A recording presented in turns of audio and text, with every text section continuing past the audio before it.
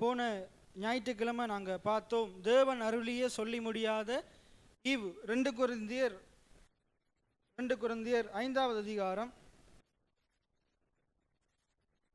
2 கொரிந்தியர் 9வது அதிகாரம் 15வது வசனத்தை ஒருவர் வாசிங்க. 2 கொரிந்தியர் 9வது அதிகாரம். தேவன் அருளிய சொல்லி முடியாத ஈவுக்காக அவருக்கு ஸ்தோத்திரம். அதாவது பாருங்க, பவுல் எழுதுறாரு, தேவன் அருளிய சொல்லி முடியாத ஈவுக்காக அவருக்கு ஸ்தோத்திரம். அதாவது ஆண்டவராகிய இயேசு கிறிஸ்துவ, அந்த ஒரே பேரான நேசகுமாரனை எங்களுக்காக, மனுஷர்களாகிய, பாவிகளாகிய, சத்துருக்களாகிய, பலனற்றவர்களாகிய, அக்கிரமக்காரர்களாகிய எங்களுக்காக தேவன் கொடுத்ததற்காக பவுல் தேவனை ஆராதிக்கிறாரு, தேவனுக்கு நன்றி செலுத்துறாரு, தேவனுக்கு சோஸ்திர பலிகளை என்ன செய்யறாரு, ஏறெடுக்கிறார். என் ஆண்டுடைய வார்த்தை சொல்லுது, ஆண்டவர் துதி பலிகளை, சோஸ்திர பலிகளை ஆண்டவர் அதுல பிரியப்படுகிற ஆண்டவராக இருக்கிறார். நாங்கள் அனுதினமும் என்ன செய்யணும், ஆண்டவராக இயேசு கிறிஸ்து எங்களுக்காக பிறந்ததை, தேவன் நமக்காக அவருடைய குமாரனை கொடுத்ததை நாங்கள் நினைவு கூறணும். ஆண்டுடைய திருப்பந்தி எடுக்கும்போது அங்க சொல்லப்படுது, என்னை நினைவு கூறும்படி இதை செய்யுங்கள். அதாவது என்னை நினைவு கூறும்படி இதை செய்யுங்கள் என்ன, உனக்காக நான் அடிக்கப்பட்டதை, உனக்காக நான் அந்த மண் உலகத்துக்குள்ள வந்ததை, அதை நீ நினைவு கூறும்படிக்கு என்ன செய், இந்த திருவிருந்து அனுசரி. அதாவது அந்த இரத்தத்திலையும் அந்த மாம்சத்திலையும் நாங்கள் பானம் பண்ணும் போது, அதை புசிக்கும் போது நாங்கள் என்ன செய்யறோம், இந்த சரீரம் எனக்காக பிற்கப்பட்டது. எத்தனை பேர் ஆமேன்னு சொல்றீங்க? இந்த இரத்தம் என்னுடைய பாவங்களுக்காக, என்னுடைய சாபங்களை நீக்குவதற்காக இந்த இரத்தம் என்ன செய்யப்பட்டது, கல்வாரி சிலுவையில சிந்தப்பட்டது. அதை நினைவு கூறும்படிக்குத்தான் செய்கிறோம். சரி, ரைட். நம்ம போன கிழமை பார்த்தோம், தேவன் அருளிய சொல்லி முடியாத ஈவு. ஈவுண்டா என்னது? பரிசு. என்னது? கிஃப்ட். தேவன் அருளிய சொல்லி முடியாத ஈவு. தேவன் நமக்காக சொல்லி முடியாத ஈவை தந்திருக்கிறார். வார்த்தைகளினால் விவரிக்க முடியாத ஈவை தந்திருக்கிறார். இன்னைக்கு நாங்க நமக்கு யாராச்சும் கிஃப்ட் தந்தா, பரிசு தந்தா, இல்லாட்டி நிவாரணம் நன்கொடை தந்தா நாங்க என்ன சொல்லுவோம்? நன்றி சொல்லுவோம். நிறைய பேர் சொல்றதே கிடையாது, வாங்கிட்டு சத்தம் போடாம போயிடுவோம். ஆனா எப்பயும் நமக்கு ஒரு ஆள் கிஃப்ட் தரும்போது, பரிசு தரும்போது என்ன செய்யணும்? என்ன சொல்லணும்? நன்றி சொல்லணும். நன்றி சொல்லணும், தேங்க்யூன்னு சொல்லணும். அப்ப நன்றி சொல்ல பழகணும், தேங்க்யூ சொல்ல பழகணும். அப்ப இங்க சொல்றாரு பாருங்க, பவுல் சொல்றாரு பாருங்க, ஆண்டவரே எனக்காக நீங்க இந்த ஈவை தந்தபடினால, இயேசு கிறிஸ்துவ தந்தபடினால நன்றி செலுத்துறேன். நான் நன்றி செலுத்தினாலும், நான் எவ்வளவு நன்றி செலுத்தினாலும் அது போதவே போதாது. ஏனென்றால் நீர் கொடுத்த ஈவு என்னுடைய வார்த்தைகளுக்கு அப்பாற்பட்டதா இருக்குது. எத்தனை பேர் ஆமேன்னு சொல்றீங்க? நான் எவ்வளவு பாடினாலும் அவரை போற்றுறதற்கு, அவரை பாடுறதுக்கு பாடல்கள் போதாது, வார்த்தைகள் போதாது. எத்தனை பேர் ஆமேன்னு சொல்றீங்க? அவ்வளவு பெரிய ஈவ ஆண்டவர் நமக்காக தந்திருக்கிறார். அவ்வளவு சிறந்த ஈவ நமக்காக தந்திருக்கிறார். அவ்வளவு மாபெரிய ஈவ நமக்காக தந்திருக்கிறார். ஏசாயா 9வது அதிகாரம் 6வது வசனத்தை ஒருவர் வாசிங்க. ஏசாயா 9வது அதிகாரம் 6வது வசனம். நமக்கொரு பாலகன் பிறந்தார், நமக்கொரு குமாரன் கொடுக்கப்பட்டார், கர்த்தத்துவம் அவர் தோளின் மேல் இருக்கும், அவர் நாமம் அதிசயமானவர், ஆலோசனை கர்த்தா, வல்லமையுள்ள தேவன், நித்திய பிதா, சமாதான பிரபு எனப்படும். நமக்கொரு பாலகன் பிறந்தார், நமக்கொரு குமாரன் கொடுக்கப்பட்டார். பாலகனை தேவன் கொடுத்தாராம், நமக்கு ஒரு குமாரனை தேவன் கொடுத்தாராம். பாருங்க, அதுல சொல்லப்படுது, நமக்கு ஒரு பாலகன் பிறந்தார். ஆண்டவர் பழைய ஏற்பாட்டுல, யோவேல் புஸ்தகத்துல, மீகா புஸ்தகத்துல ஆண்டவர் வாக்குத்தத்தம் பண்ணியிருந்தார். ஒரு கன்னி கர்ப்பவதியாகி ஒரு குமாரனை பெறுவாள், அவருக்கு இம்மானுவேல் என்று பெயரிடுவாயாக என்று சொல்லி ஏசாயா 7ஆம் அதிகாரம் 14வது வசனத்துல ஆண்டவர் தீர்க்கதரிசிகள் மூலமாக ஆண்டவர் என்ன செய்தார்? வாக்குத்தத்தம் பண்ணியிருந்தார், வாக்குரைத்திருந்தார். நம்முடைய ஆண்டவர் வாக்குரைத்த ஆண்டவர். அவர் உண்மையுள்ளவராய் இருக்கிறார், சொன்னதை செய்கிறவராய் இருக்கிறார். எத்தனை பேர் ஆமீன்னு சொல்றீங்க? கலாத்தியர்ல சொல்லப்படுது, காலம் நிறைவேறின போது.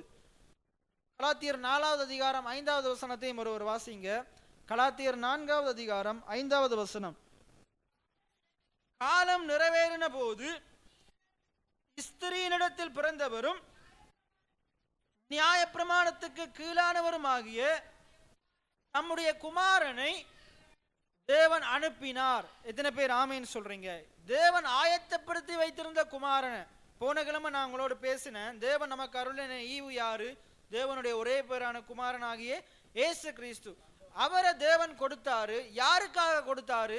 பாவிகளாகி எங்களுக்காக கொடுத்தார், சத்துருக்களாகி எங்களுக்காக கொடுத்தார், அக்கிரமக்காரராகி எங்களுக்காக கொடுத்தார், பலனற்றவர்களாகி எங்களுக்காக கொடுத்தார். எல்லாம் சொல்லுங்க. பலனற்றவனாகிய எனக்காக தேவன் குமாரனை கொடுத்தார். எத்தனை பேர் ஆமேன்னு சொல்றீங்க? அக்கிரமக்காரனாகிய, சொல்லுங்க, அக்கிரமக்காரனாகிய எனக்காக தேவன் அவருடைய குமாரனை கொடுத்தார். பாவியாகிய எனக்காக தேவன் அவருடைய குமாரனை கொடுத்தார். சத்துருவாகிய எனக்காக தேவன் அவருடைய குமாரனை கொடுத்தார். எத்தனை பேர் ஆமேன்னு சொல்றீங்க? கொடுத்து என்ன செய்தாரு? அந்த குமாரன் மூலமாக அவரை கிருபாதார பலியாக்கி அதன் மூலமாக நம்ம அந்த காரியத்திலிருந்து மீட்டெடுத்தார். எத்தனை பேர் ஆமேன்னு சொல்றீங்க?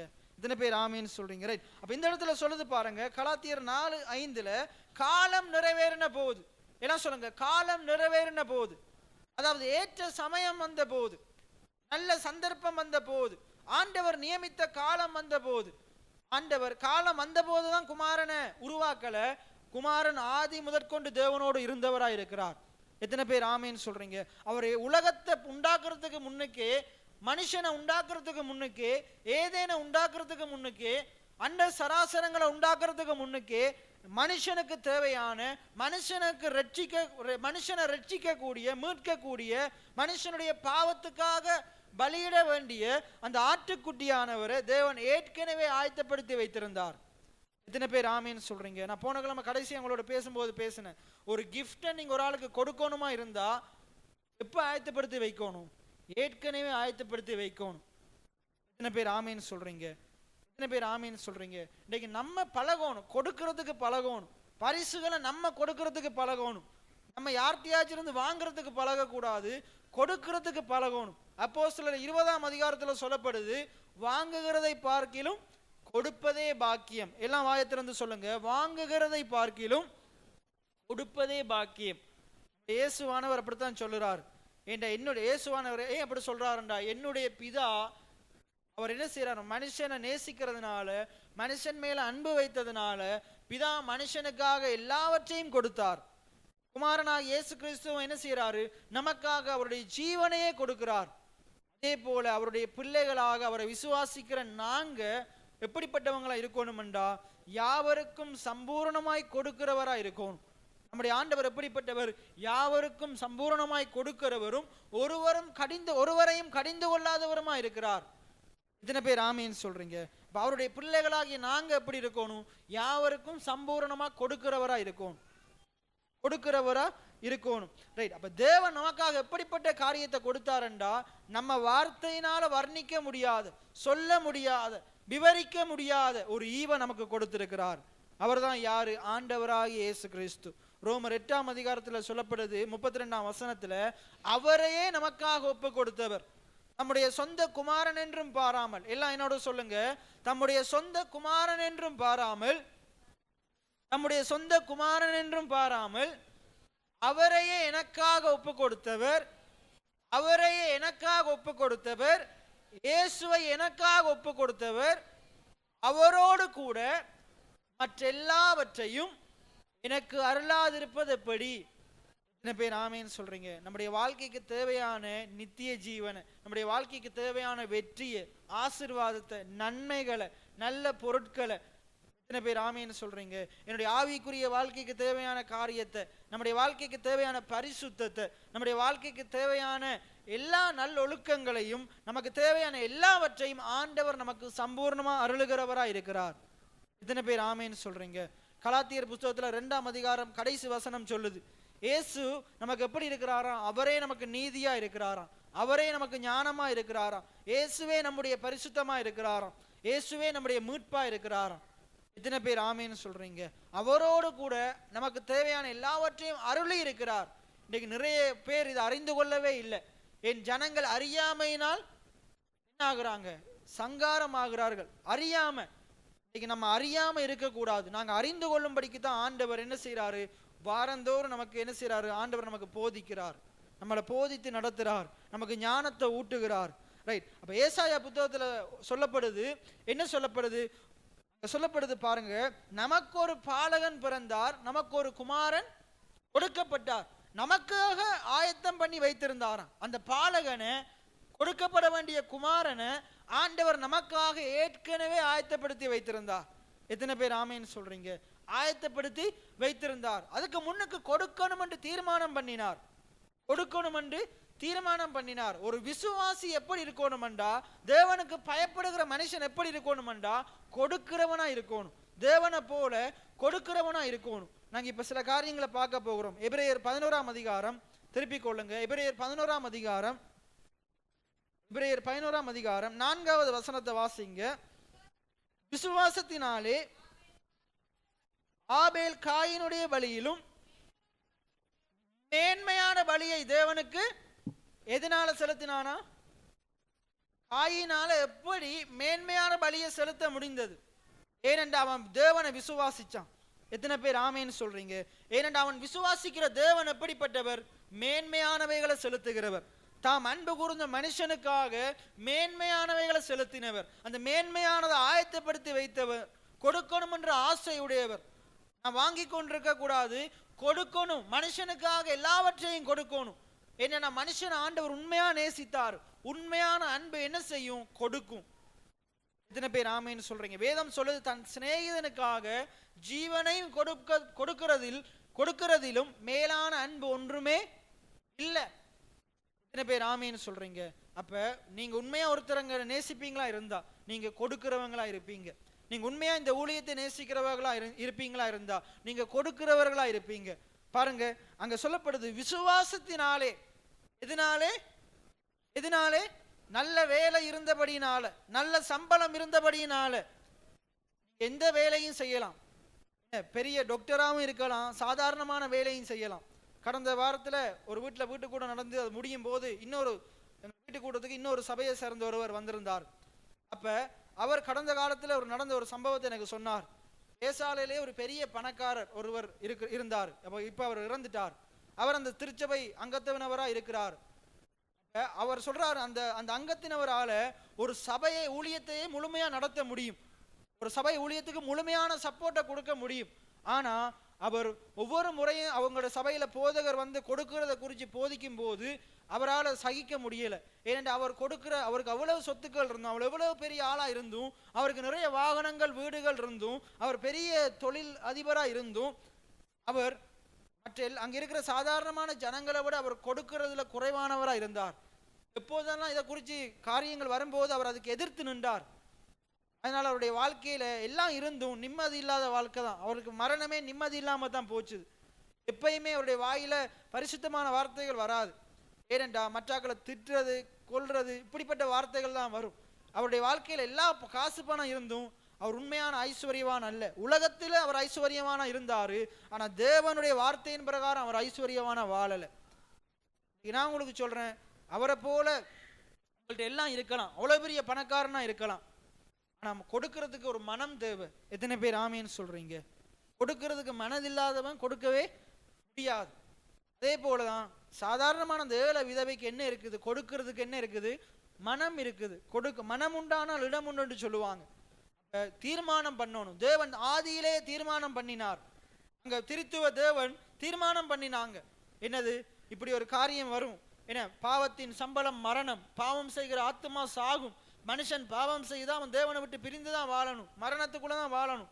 ஆனா அங்க கிருபை நிறைந்த ஆண்டவர் ஒருவர் இருந்தாரு. அவர் சொன்னாரு, இந்த பாவிகளுக்காக அவங்க மேல வர வேண்டிய தண்டனைய ஆக்கின தீர்ப்பை நான் எம்மேது எடுத்துக்கொள்றேன், நான் அவர்களுக்காக பலியாகிறேன் என்று இயேசுவானவர் பிதாவானவர்கிட்ட சொன்னார். சொல்லும் போது அங்க என்ன செய்தார்? பிதாவானவர் ஒரே பேரான குமாரனை கிருபாதார பலியாக இந்த உலகத்துக்கு அனுப்பினார். அதைத்தான் கலாத்தியர் அங்க சொல்லப்படுது 4ஆம் அதிகாரத்தில் 5ஆம் வசனத்துல சொல்லப்படுது. காலம் நிறைவேறின போது, எல்லாம் சொல்லுங்க, காலம் நிறைவேறின போது பாருங்க, ஸ்திரீனிடத்தில் பிறந்தவரும் அவர் என்ன செய்தாரு? அவரை தேவன் இந்த உலகத்துக்கு அனுப்பினார். தேவன் உலகத்துக்கு அனுப்பினார். இயேசு யாரு? பிதாவால் அந்த உலகத்துக்கு அனுப்பப்பட்டவர். அங்க ஏசாயா 9:6 என்ன சொல்லுது? நமக்கு ஒரு பாலகன் பிறந்தார். உண்மையாக சொல்ல போனா நமக்கு ஒரு பாலகன் பிரவேசித்தார். மரியாளுடைய கற்பத்துக்குள்ள ஆவியானவர் நிழலிட்டதால பிரவேசித்தார். எத்தனை பேர் ஆமேன்னு சொல்றீங்க? நமக்கு ஒரு பாலகன் பிரவேசித்தார், நமக்காக ஒரு பாலகன் இந்த உலகத்துக்குள்ள பிரவேசித்தார், கன்னி மரியாளுடைய வயிற்றில பிரவேசித்தார். எத்தனை பேர் ஆமேன்னு சொல்றீங்க? பாருங்க, நமக்கு ஒரு பாலகன் பிறந்தார், நமக்கு ஒரு குமாரன் கொடுக்கப்பட்டார். கொடுக்கப்பட்டது யாரு? தேவனுடைய ஒரே பேரான குமாரன். ரைட். இப்ப ஏன் ஆண்டவர் குமாரனை கொடுக்கணும்? வேற எதையாச்சும் கொடுத்திருக்கலாமே, தேவதூதர்களை கொடுத்திருக்கலாம், இல்லை அவங்க பரலோகத்தில் இருக்கிற வேற காரியங்களை கொடுத்திருக்கலாம். ஏன் தேவன் தம்முடைய ஒரே பேரான குமாரனை கொடுக்கணும்? ஏனென்று அவருடைய அன்பை வெளிப்படுத்தும் முகமாக. யோவான் 3ஆம் அதிகாரம் 16வது வசனத்தை எடுத்து வாசிங்க. யோவான் 3வது அதிகாரம் 16வது வசனம். தேவன் தம்முடைய ஒரே பேரான குமாரனை விசுவாசிக்கிறவன் எவனோ அவன் கட்டு போகாமல் அவன் நித்திய ஜீவனை அடையும்படிக்கு குமாரனை தந்தரளி, குமாரனை கொடுத்து. இது ஆங்கில பைபிள்ல, கிரேக்க பைபிள் எப்படி இருக்குண்டா, தேவன் இந்த உலகத்தை அன்பு கூர்ந்ததினாலே, தேவன் இந்த உலகத்தில் இருக்கிற ஜனங்களை அன்பு கூர்ந்ததினாலே. எத்தனை பேர் விசுவாசிக்கிறீங்க? தேவன் உங்களை நேசிக்கிறார், தேவன் உங்க மேல அன்பா இருக்கிறார், அவர் உங்க மேல மிகுந்த அன்பா இருக்கிறார். எத்தனை பேர் ஆமீன்னு சொல்றீங்க? பாருங்க, தேவன் உலகத்தை நேசித்ததினாலே என்ன செய்தாராம்? இந்த உலகத்துக்கு அவருடைய குமாரனை கொடுத்தாராம், மனுஷனுக்காக அவருடைய குமாரனை கொடுத்தாராம், தந்தருளினார் அப்படின்ற கொடுத்தார். இல்லாட்டி இந்த வசனம் நம்ம இவ்வளவு நேரம் பார்த்த வசனத்தின்படி பார்த்தா தேவன் இந்த உலகத்துக்கு தம்முடைய குமாரனை அனுப்பினார்.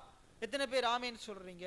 தந்தருளினார், எனக்காக தந்தருளினார், நான் நித்திய ஜீவனை பெறும்படிக்கு ஆண்டவர் தந்தருளினார். பார்க்க போகிறோம், அது நம்ம பார்க்க போகிறோம். அப்ப நமக்கு ஒரு குமாரன் கொடுக்கப்பட்டார், குமாரன் பிதாவால கொடுக்கப்பட்டார். பிதா நம்ம மேல வைத்த அன்பினால குமாரனை கிருபாதார வழியாக ஒப்பு கொடுத்தார். எதுக்காக குமாரன் ஒப்பு கொடுத்தார் என்றா, நம்ம மேல வர வேண்டிய மரணத்தை அவர் மேல வைத்து நமக்கு நித்திய வாழ்க்கையை கொடுக்கும்படிக்கு அவர் அனுப்பினார். எத்தனை பேர் ஆமேன்னு சொல்றீங்க? இப்ப நாங்க பார்க்க போகிறோம், பிதாவானவர் எதுக்கு குமாரன் அனுப்பினார்? பிதாவானவர் எதுக்கு குமாரனை அனுப்பினார்? எதுக்கு அவரை இலவசமாக எதுக்கு நமக்கு அனுப்பினார்? நம்மளை மீட்டெடுக்கும்படிக்கு, நம்மளை மீட்டெடுக்கும்படிக்கு. எதுல இருந்து மீட்டெடுக்கும்படிக்கு? முதலாவது பாவத்திலிருந்து மீட்டெடுக்கும்படிக்கு. இத்தனை பேர் ஆமேன்னு சொல்றீங்க? இத்தனை பேர் ஆமேன்னு சொல்றீங்க? ஆண்டவர் பழைய ஏற்பாட்டுல நாங்க ஆதியாமத்துல நாங்க பார்க்கிறோம், 1ஆம் அதிகாரத்துல ஆண்டவர் ஒரு அழகான வானத்தை உண்டாக்குறார். ஆதியிலே தேவன், தொடக்கத்திலே தேவன் விண்ணுலகையும் மண்ணுலகையும் உண்டாக்கினார். விண்ணுலகையும் மண்ணுலகையும் உண்டாக்குறார், பரலோகத்தையும் பூமியையும் உண்டாக்குறார், வானங்களையும் பூமியையும் உண்டாக்குறார். வானங்கள் கர்த்தருடையவைகள், பூமியையோ மனுஷனுக்கு கொடுத்தார். மனுஷனுக்கு கொடுத்து அந்த பூமியில மனுஷனுக்கு தேவையான எல்லாத்தையும், மனுஷனுடைய அவன் உயிர் வாழ்றதுக்கு தேவையான சூரிய ஒளிய, காற்று, என்ன கடலை, நட்சத்திரங்களை, பூமியை, கோள்களை எல்லாவற்றையும் உண்டாக்குறார். மரம் செடி கொடிகளை உண்டாக்குறார், புல் பூண்டுகளை உண்டாக்குறார், மனுஷனுடைய வாழ்க்கைக்கு தேவையான எல்லாவற்றையும் உண்டாக்குறார். நதிகளை உண்டாக்குறார், நீர்வீழ்ச்சிகளை உண்டாக்குறார், சமுத்திரத்தை உண்டாக்குறார். அப்ப மனுஷனுக்கு தேவையான எல்லாவற்றையும் உண்டாக்குறார். மனுஷன் 6வது நாள் வந்து பார்த்தா எனக்கு இன்னும் இது தேவைன்னு சொல்லி அவன் கேட்கறதுக்கு ஒண்ணுமே இல்லை, இரண்ட எல்லாமே இருக்குது. கடைசியா மனுஷனை பார்க்கிறாரு, இவனுக்கு இன்னொரு தேவை இருக்குது, ஏற்ற துணை ஒன்று தேவையா இருக்குது. எத்தனை பேர் ஆமேன்னு சொல்றீங்க? எல்லாம் இருந்தாலும் அவன் தனிமையா இருக்கக்கூடாது. அவன் என்ன செய்யணும்? அவன் தனியா இருந்து பார்த்து ரசிக்க கூடாது. அவன் என்ன செய்யணும்? ஒரு குடும்பமா அவன் என்ன செய்யணும்? இந்த உலகத்தை ரசிக்கணும். ஆண்டவர் குடும்பத்தை விரும்புகிறார். குடும்பம் தேவனால வந்து அமைப்பா இருக்குது. எத்தனை பேர் ஆமேன்னு சொல்றீங்க? நீங்க குடும்பமாக ஆண்டவர் உங்களுக்காக உண்டாக்கின காரியங்களை அனுபவிக்கணும் என்று விரும்புகிறார். நீங்க அதை என்ஜாய் பண்ணணும் என்று விரும்புகிறார். அதை நீங்க ரசிக்கணும் என்று விரும்புகிறார். ஆண்டவர் உங்களுக்காக உண்டாக்கின ஒவ்வொன்றையும் நீங்க என்ன செய்யணும்? குடும்பங்களாக இணைந்து என்ன செய்யணும்? அதை ரசிக்கணும். அதுல நீங்க என்ன செய்ய மகிழணும், அதுல நீங்க சந்தோஷப்படணும் என்று ஆண்டவர் விரும்புகிறார். ஏற்ற துணையை உண்டாக்குறார். இப்ப மனுஷன் ஆண்டவர்கிட்ட கேட்கறதுக்கு ஒன்றுமே இல்லை, எல்லாத்தையும் ஆண்டவர் கொடுத்துட்டார். மனுஷனுக்கு தேவையான எல்லாத்தையும் கொடுத்துட்டார். ஆனா மனுஷன் அறியாம இருக்கிறான். நான் தேவனை போலதான் இருக்கிறேன் என்று அறியாம அவனை சிறைப்பட்டு போக வச்சது, பிசாசினுடைய வஞ்சனைக்குள்ள விழ வைத்தது. அவன் எல்லாத்தையும் ஆண்டவர் கொடுத்தாரே, எனக்கு அதிகாரத்தையும் கொடுத்திருக்கிறாரே, என்னை அவரை போலத்தானே படைத்திருக்கிறார் என்ற அறிவில்லாததுனால, எந்த அறிவில்லாததுனால என்னை அவரை போலதான் உண்டாக்கி இருக்கிறார். நான் ஏற்கனவே தேவனை போலதான் இருக்கிறேன். ஆண்டவர் என்னை அவருடைய சாயலா படைத்திருக்கிறார். அவர மூஞ்ச போலவே என்னுடைய முகம் இருக்குது. அவருக்கு இருக்கிற எல்லா சுபாவமும் எனக்கு இருக்குது. அவருடைய வார்த்தைக்கும் அதிகாரம் இருக்குது, என்னுடைய வார்த்தைக்கும் அதிகாரம் இருக்குது. தேவன் எல்லாத்தையும் சொல்லி சொல்லி படைத்தாரு. இப்ப நான் இந்த நிலத்தை பார்த்து சொன்னா அப்படியே ஆகும். எத்தனை பேர் ஆமேன்னு சொல்றீங்க? அவருடைய வாயில வல்லமை இருக்குது, என்னுடைய வாயிலையும் வல்லமை இருக்குது. என்ன எல்லாவற்றையும் கீழ்ப்படுத்தி ஆண்டவர வல்லமையை எனக்கும் என்னுடைய மனைவிக்கும் தந்திருக்கிறாங்க. இதை சரியான வகையில் அறியாததுனால பிசாசு வந்து என்ன அவனுடைய ஏமாற்றுகிற பயமுறுத்துகிற வார்த்தைகளை போட்ட உடனே அதை மண்டையில வைத்து ஆண்டுடைய வார்த்தையை அறியாததுனால, சரியா போதிக்கப்படாததுனால, சரியா பிரசங்கத்தை கேட்காததுனால, இயேசு ஒவ்வொரு நாளும் வந்து தேவன் ஒவ்வொரு நாளும் வந்து தோட்டத்தின் அந்த குளிர்ச்சியான வேளையில அவரோட இவனோட பேசின வார்த்தைக்கு சரியா செவி கொடுக்காததுனால அவனுக்கு இருக்கிற அதிகாரத்தை அவன் அறியாம என்ன செய்துட்டான்? வஞ்சிக்கப்பட்டுட்டான், பிசாசால ஏமாத்தப்பட்டுட்டான். அதான் ஆண்டவர் சொல்றாரு, மோசம் போகாதிருங்கள். நன்மையான எந்த ஈவும் பூரணமான எந்த வரமும் வரத்திலிருந்து உருவாகி பிதாவின் இடத்திலிருந்து உங்களுக்கு வருகிறது. அதுல எந்த மாற்றமுமே கிடையாது. எத்தனை பேர் ஆமேன்னு சொல்றீங்க? இன்னைக்கு பிசாசு என்ன செய்யறான்? நம்மளை வஞ்சிக்கிறான். ஆண்டவர் சத்திய வார்த்தைகளினால நம்மளை அதிலிருந்து வஞ்சனையிலிருந்து மீட்டு எடுக்கிறார். பிசாசு எப்படிப்பட்டவனா இருக்கிறான்? வஞ்சிக்கிறவனா இருக்கிறான், ஏமாற்றுகிறவனா இருக்கிறான், பயமுறுத்துகிறவனா இருக்கிறான், சந்தேகப்பட வைக்கிறவனா இருக்கிறான். இதே போலதான் ஜோபுட வாழ்க்கையிலையும் பிசாசு வந்து கையை வச்சான். ஆண்டவர் வேலையடித்து பாதுகாக்கிறார். ஜோபுக்கு தெரியல, ஆண்டவர் என்னை சுத்தி வேலையடித்து பாதுகாக்கிறார். பாவம் என்னை அணுக முடியாது, என்னுடைய பிள்ளைகளை பாவம் அணுக முடியாது. அவன் பயப்படுறான், இருதயத்துல பயப்படுறான். அவன் தேவனை தூசிச்சிருவாங்களோ. குமாரர்களுக்காக என்ன செய்யறானா? பலியிடுறானா. ஆனா மனைவிக்காக பலியிடவே இல்லை. கடைசியா அவன் எதிர்பார்த்தது குமாரங்க வஞ்சிக்கப்பட்டுருவாங்கன்னு. ஆனா வஞ்சிக்கப்பட்டது யாரு? குமாரர்கள் அல்ல. வஞ்சிக்கப்பட்டது யாரு? அவனுடைய மனைவி தான் வஞ்சிக்கப்பட்டாள். அவனுடைய மனைவி தான் ஏமாத்தப்பட்டாள். அவள் தான் சொல்றாள், தேவனை தூசித்து ஜீவனை விடும். ஆனா ஜோபு என்னத்தை குறித்து பயப்பட்டாரு? என் குமாரர்கள் தேவனை தூசிச்சிருவாங்களோ, பாவம் செஞ்சிருவாங்களோ, தேவனை தூசிச்சு பாவம் செஞ்சிருவாங்களோ. அப்ப குமாரனுக்காக வருஷந்தோறும் பலியிட்டார். ஆனா மனைவிக்காக பலியிடவே இல்லை. ஆனா பார்த்தா யார் அங்க தூசிச்சது? அவள் தான், மனைவிக்காரி தான் தூசிக்கிறாள். அவள் தூசிச்சது மட்டும் இல்லாம ஜோபுவையும் சொல்றார், நீரும் தேவனை தூசித்து ஜீவனை விடும். சரி, ஆதியில தேவன் மனுஷனுக்காக எல்லாத்தையும் உண்டாக்கிட்டு மனுஷனுக்கு எல்லா அதிகாரத்தையும் கொடுத்துட்டார். கொடுத்த பிறகு ஆண்டவர் சொல்றாரு, இந்த தோட்டத்தில் இருக்கிற எல்லா கனியையும் நீ புசிக்கலாம். ஆனா அந்த தோட்டத்துல நடுவுல இருக்கிற நன்மை தீமை அறியத்தக்க விருட்சத்தின் கனியை நீ தொடவுனான்னு சொல்லல, புசிக்க வேண்டாம் என்று சொல்றார். என்ன சொல்றாரு? புசிக்க வேண்டாம் என்று சொல்றார். புசிக்கும் நாளிலே நீ சாகவே சாவாய். இன்னும் உங்களுக்கு விளங்குற மாதிரி சொல்றேன், நீ அதை புசிப்பியா இருந்தா நீ என்னையை விட்டு பிரிந்து போயிருவ. இன்னும் அழகா சொல்றேன், நீ என்னுடைய வார்த்தைக்கு கீழ்ப்படியா விட்டால், நான் உனக்கு போதித்த வார்த்தையின்படி நடக்காவிட்டால் நீ என்னை விட்டு ரொம்ப தூரம் போயிருவ.